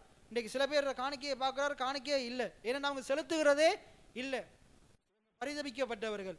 இன்னைக்கு ஒருவேளை நீங்க கடந்த 20 வருஷம் ஆலயத்துக்கு வரலாம், ஆண்டுடைய ஊழியத்துக்கு எந்த விதத்திலையும் பிரயோஜனமா இல்லாதவங்களா இருப்பீங்களா இருந்தா உங்களுடைய பொருளாதார வாழ்க்கை பாருங்க, நீங்க பின்னிட்டு பார்க்கும்போது 20 வருஷத்துக்கு முன்னுக்கு இருந்த மாதிரி இருக்கும். அன்றைக்கு என்ன சொல்றேன்டா, கடந்த காலத்துல நீங்க விதைத்த விதைக்குரிய பலனை தான் இன்றைக்கு நீங்க அறுத்து கொண்டிருக்கிறீங்க. நான் என்ன சொல்றேன்னா, இன்றைக்கு நீங்க விதைக்க போகிற விதைக்குரிய அறுவடையின் பலனை தான் எதிர்காலத்துல நீங்க பார்ப்பீங்க. எத்தனை பேர் ஆமேன்னு சொல்றீங்க? ஆகையினால நான் என்ன சொல்றேன்டா, விதைக்கணும் என்று நினைக்கிறவங்களா மட்டும் இருக்காதீங்க. நினைச்சு விதைக்கணும்னு நினைச்சு காலத்தை கடத்துக்கிறவங்களா இருக்காதீங்க. விதைக்கணும் என்ற ஆசையோட முழு நிச்சயமா நம்பி, கடவுளை நம்பி விதைக்கிறவங்களா இருங்க. ஊழியத்தை தாங்குகிறவங்களா இருங்க, கொடுக்கிறவங்களா இருங்க. கொடுக்க கொடுக்க தேவன் உங்களை என்ன செய்வாரு? பெருக செய்வார். எத்தனை பேர் விசுவாசிக்கிறீங்க? எத்தனை பேர் விசுவாசிக்கிறீங்க? ஆனா கொடுக்கறதுல சில கொடுக்காத ஆக்களை விட்டுருங்க, கொடுக்கிற ஆக்களை பார்ப்போம். காயின் போல கொடுக்கிறவங்களும் இருக்கிறாங்க, ஆபேல் போல கொடுக்கிறவங்களும் இருக்கிறாங்க. காயின் எப்படி கொடுத்தான், ஆபேல் எப்படி கொடுத்தான்? பைபிள் சொல்லுது, காயினை பார்க்கிலும் ஆபேல் எப்படி கொடுத்தானா? மேன்மையானது கொடுத்தானா. இந்த இடத்துல பார்க்கிறோம், காயின் காலம்பரை அதை பத்தின பிரசங்கம் போச்சு. காயின் என்ன வேலை செய்தாரு? காயின் தோட்ட வேலை செய்கிறார். ஆபேல் என்ன வேலை செய்கிறார்? மேய்ப்ப வேலை செய்கிறார். காயின் விவசாயம் செய்கிறாரு, ஆபேல் மேய்க்கிற வேலை செய்கிறார், மேய்ப்பனா இருக்கிறார். காயின் ஒரு விவசாயி, ஆபேல் ஒரு மேய்ப்பன். நீங்க எந்த தொழிலும் செய்யலாம், தொழிலை வச்சு கொண்டு ஆண்டவர் என்ன செய்யறது இல்லை, பார்க்கறது இல்லை. நீங்க இந்த தொழில எந்த வருமானம் எடுக்கலாம், இந்த தொழில எந்த வருமானம் எடுக்கலாம், அது பிரச்சனையே இல்லை. ஆண்டவருக்கு கூட தொழில் ஒரு பிரச்சனையே இல்லை. எல்லா தொழிலையும், நல்ல தொழிலையும் கர்த்தர் தான் உண்டாக்கினார், கர்த்தர் தான் மனுஷனுக்கு கொடுத்தார். இன்னும் சொல்ல போனா ஆதாம் ஏவாளுக்கு விவசாயம் செய்ய சொன்னது யாரு? ஆதாம் ஏவாளுக்கு விவசாயம் செய்ய சொன்னது யார்? நிலத்தை பண்படுத்தி பராமரின்னு சொன்னது யாரு? ஆண்டவர் தான் சொன்னார். ஆதாம் ஏவாளுடைய அதே தொழிலை தான் யார் செய்யறா? அவனுடைய மகனாகிய காயின், மூத்த மகனாகிய காயின் செய்யறான். ஆபேல் தான் என்ன தொழில் செய்யறான்? ஆடு மேய்க்கிறான். பாருங்க, அப்ப உண்மையா பார்க்க போன கர்த்தர் கொடுத்த தொழிலை தான் யார் செய்யறான்? யார் செய்யறான்? காயின் செய்யறான். ஆனா சரியான வகையில கொடுக்கல. தன்னுடைய வேலையில வர்ற சரியான வருமானத்துல இருந்து ஆண்டவருக்கு செலுத்த வேண்டியதை உதாரத்துவமா எடுத்து வைக்கல, வஞ்சனையோடு எடுத்து வைக்கிறான். வஞ்சனையோடு வந்த பொருள் முடிவிலே ஆசீர்வாதம் தராதுன்னு நீதிமொழிகளில் சொல்லப்படுது. வஞ்சனையாய் வந்த பொருள் ஆசீர்வாதத்தை தராது. மற்றது, அவன் சகோதரன் பேர்ல குறையுள்ளவனா இருக்கிறான். புதிய ஏற்பாடு என்ன சொல்லுது? நீ துன்மார்க்கனுடைய பலியை கடவுள் என்ன செய்யறாரு? வெறுக்கிறார். துன்மார்க்கனுடைய பலி கர்த்தருக்கு அருவருப்பானது. கர்த்தர் அதை அங்கீகரிக்கிறது கிடையாது. பாருங்க, அப்ப அதுல பைபிள் சொல்லுது, ஆபேல் யாரு? நீதிமான். காயின் யாரு? துன்மார்க்கன். ஆபேல் நீதிமான், காயின் துன்மார்க்கன். ஆபேல் நீதிமானா இருந்தபடியினால், ஆங்கிலத்தில் ஒரு பைபிள் சொல்லுது, ஆபேல் நீதிமானா இருந்தபடியினால் காயினை பார்க்கிலும் மேன்மையான பலியை செலுத்தினான். காயின் துன்மார்க்கனா இருந்தபடியினால் அவன் மேன்மையான பலி அவனால் செலுத்த முடியல, உதாரத்துவமா கொடுக்க முடியல. நீங்க நீதிமான்களா இருப்பீங்களா இருந்தா நீங்க தேவனுக்கென்று மேன்மையான பலியை செலுத்துகிறவங்களா இருப்பீங்க. நீங்க நீதிமானா இருக்கிறீங்க, மேன்மையான பலியை செலுத்தணும். எத்தனை பேர் ஆமேன்னு சொல்றீங்க? ஆண்டு உங்களுடைய பலி காணிக்கை அங்கீகரிக்கணுமா? உங்களுடைய பலியை அங்கீகரிக்கணுமா? முதலாவது நீங்க யாவரோடும் சமாதானமா இருக்கணும். காணிக்கை செலுத்துறதுக்கு முன்னுக்கு ஆண்டவர் என்ன சொல்றாரு? செலுத்த முன்னுக்கு போயிட்டு சகோதரனோட ஒப்புரவாகு. அவனோட உனக்கு குறை இருக்குமா இருந்தா அவனோட போயிட்டு சரியாயிட்டு வா. இன்றைக்கு நிறைய பேருக்கு ஊழியக்காரங்களோட மனம் சரியா இல்லை, நிறைய பேருக்கு சொந்த பந்தங்களோட மனம் சரியா இல்லை, நிறைய பேருக்கு சக விசுவாசிகளோட மனம் சரியா இல்லை. அப்படிப்பட்ட மனதோடு நீங்க எவ்வளவு கொடுத்தாலும், லட்சமா கொடுத்தாலும் அது ஒரு நாளும் உங்களோட வாழ்க்கையில் ஆசீர்வாதத்தை தராது. அந்த பலியை கர்த்தர், அந்த காணிக்கையை அங்கீகரிக்க மாட்டார், அது அருவருக்கிறார். என்ன சொல்றாரு? எல்லாரோடையும் சமாதானமா இரு, ஊழியக்காரங்களோட சமாதானமா இருங்க, மற்ற உறவினர்களோட சமாதானம். ஐயோ பினகாஸ், உங்களுக்கு தெரியுமா அவன் செஞ்ச வேலைக்கு சமாதானமா இருக்கிறதா?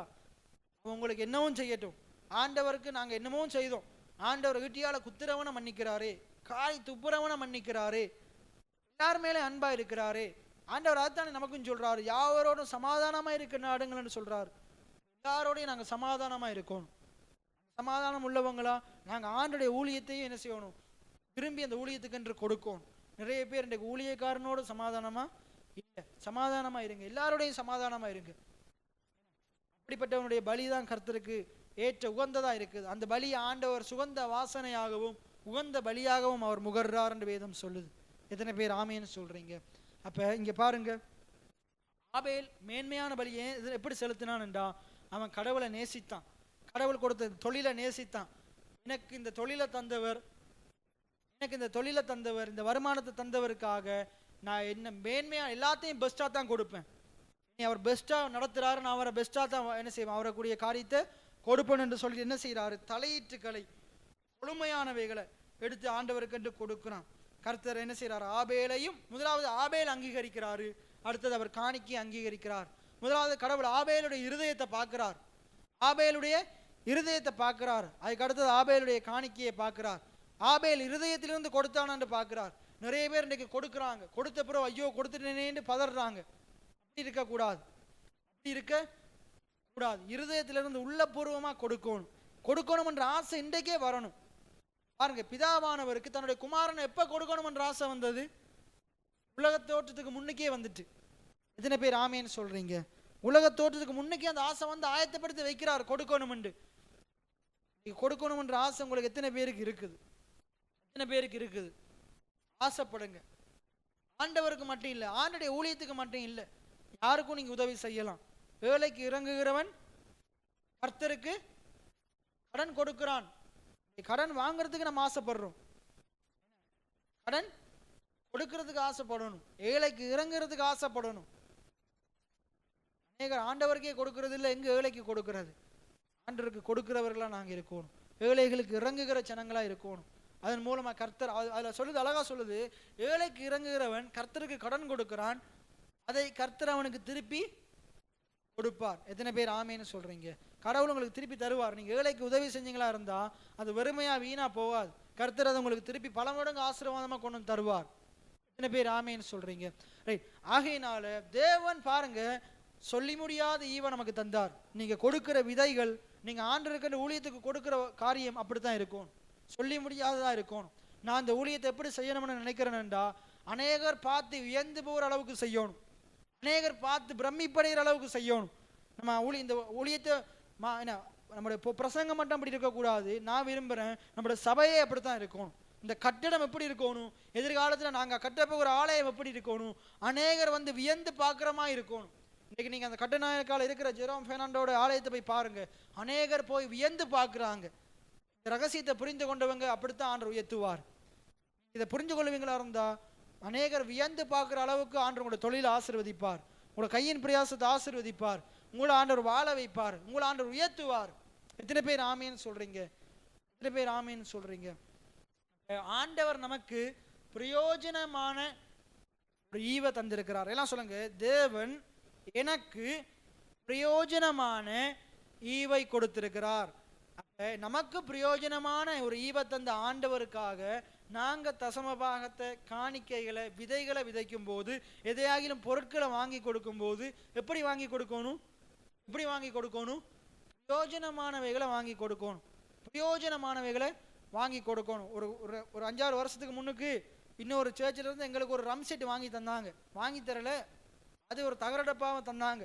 அது நமக்கு எந்த விதத்திலையும் பிரயோஜனமா இல்லை. நமக்கு அதையோட மல்டிமீடியா தந்தாங்க, அதுவும் எந்த விதத்தில் பிரயோஜனமா இல்லை, அதுவும் நொந்து போனதா இருந்தது, அதை பயன்படுத்தவே முடியாது. அப்போ நான் அன்றைக்கு கவலைப்பட்டேன். ஆனால் கர்த்தர் அன்றைக்கு அதெல்லாம் நமக்கு தந்திருக்கிறார். எத்தனை பேர் ஆமேன்னு சொல்றீங்க? ட்ரம் செட் அது சீக்கிரத்தில் ஆண்டவர் ஆயத்தப்படுத்தி வைத்திருக்கிறார், ஆண்டவர் ஏற்ற காலத்தில் தருவார். எத்தனை பேர் ஆமேன்னு சொல்றீங்க? அதே போல தான் உங்களோட வாழ்க்கைக்கு தேவையான எல்லாவற்றையும் கடவுள் ஆயத்தப்படுத்தி வைத்திருக்கிறார். மனுஷங்க உங்களுக்கு பிரயோஜனமற்றதை தரலாம், கர்த்தர் உங்களுக்கு பிரயோஜனமானதை தருவார். இந்த வார்த்தை எப்படிப்பட்டதான்? மனுஷனுக்கு பிரயோஜனமானதான். ஆண்டுடைய வார்த்தை ஏசாயால சொல்லுது, நான் உனக்கு பிரயோஜனமானவைகளை போதிக்கிறவனா இருக்கிறேன். எத்தனை பேர் ஆமேன்னு சொல்றீங்க? எத்தனை பேருக்கு இந்த பிரசங்கங்கள் பிரயோஜனமா இருக்குது? இந்த வருடம் முழுவதும் நீங்க கேட்ட வார்த்தைகள் எத்தனை பேருக்கு பிரயோஜனமா இருக்குது? கேட்டு உணர்ந்து அதன்படி நடந்து பாருங்க. கர்த்தர் உங்களை என்ன செய்வார்? இந்த வார்த்தையின்படி உங்களை வாழ வைப்பார், உங்களை ஆசீர்வதிப்பார். ஆகையினால தேவன் நமக்காக பிரயோஜனமான ஒரு ஈவை தந்திருக்கிறார். அதுக்காக நாங்கள் ஆண்டவருக்கு நன்றி செலுத்தணும். அதுக்காக அது மட்டும் இல்லாமல் இந்த ஊழியத்தை இன்னும் அழகா செய்யும்படிக்கு, நேர்த்தியா செய்யும்படிக்கு, நாங்கள் ஊழியத்துக்கு என்று, தேவனுடைய பணிக்கு என்று நாங்கள் என்ன செய்யணும்? பிரயோஜனமானவைகளை கொடுக்கிறவங்களா இருக்கணும். நீங்கள் கொடுக்குற ஒவ்வொரு காரியங்களும் இந்த ஊழியத்துக்கு பிரயோஜனமாக இருக்கணும். பிரயோஜனமாக இருக்கும்போது கர்த்தர் இந்த ஊழியங்கள் மூலமாக இன்னும் அநேகரை தொடுவார், இன்னும் அநேகரை ஆசீர்வதிப்பார், இந்த ஊழியத்தை பெஸ்ட்டாக சிறப்பாக செய்ய வைப்பார். எத்தனை பேர் ஆமேன்னு சொல்கிறீங்க? நிறைய தேவைகளோடு இருக்கலாம், நிறைய தேவைகளோடு இருக்கலாம், நிறைய கடன் பிரச்சனை இருக்கலாம், வருமானம் வேலை இல்லாமல் இருக்கலாம், வருமான குறைவு இருக்கலாம். கர்த்தர் செய்ய நினைத்தது ஒரு நாளும் தடைபடாது. கர்த்தரோட வாழ்க்கையில் ஒரு காரியத்தை செய்ய நினைச்சிட்டாரா இருந்தா எந்த மனுஷனாலையும் தடுக்க முடியாது. கர்த்தர் எல்லாவற்றையும் பார்த்து கொள்ளுவார், உங்களோட தேவைகளை பார்த்து கொள்ளுவார். எத்தனை பேர் ஆமேன்னு சொல்றீங்க? எத்தனை பேர் ஆமேன்னு சொல்றீங்க? அப்படி நாங்கள் அனைவரும் எழுந்து நின்றவர்களாக நாள் ஆண்டவர் நம்மோடு பேசியிருக்கிறாரு, இடைப்பட்டிருக்கிறாரு. ஆண்டவர் நமக்கு பிரயோஜனமானவைகளை கொடுக்கிறவராய் இருக்கிறாரு. ஆண்டவர் கொடுத்த சொல்லி முடியாத ஈவு அது நம்முடைய வாழ்க்கைக்கு மிகவும் பிரயோஜனமானது. தேவன் அருளிய சொல்லி முடியா ஈவுக்கு சோஸ்திரமே, நீர் செய்த எல்லா நன்மைக்கும் சோஸ்திரமே,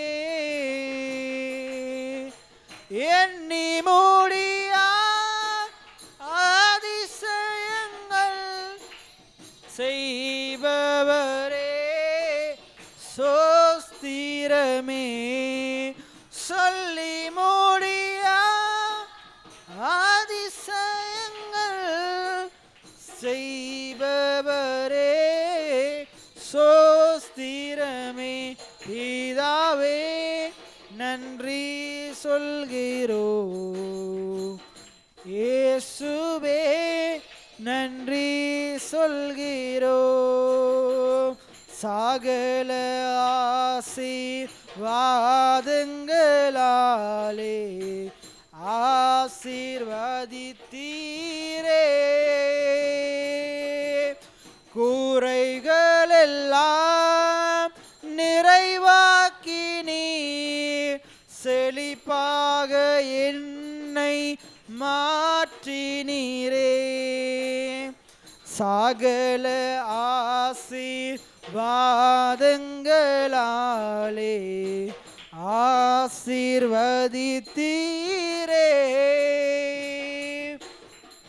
குறைகள் எல்லாம் நிறைவாக்கி நீர் செழிப்பாக என்னை மாற்றினீரே. மனக்கவலை தீர்த்தாரே, மகிழ்ச்சியினால் என்னை நிரப்பினாரே. என் மனக்கவலை தீர்த்தாரே, மகிழ்ச்சியினால் என்னை நிரப்பினாரே. பிதாவே நன்றி சொல்கிறோம், இயேசுவே நன்றி சொல்கிறோம். தூய ஆவியே எங்கள் தெய்வமே நன்றி சொல்கிறோம். துதி ஆராதனை செய்கிறோம், துதி ஆராதனை செய்கிறோம். துதி ஆராதனை செய்கிறோம்.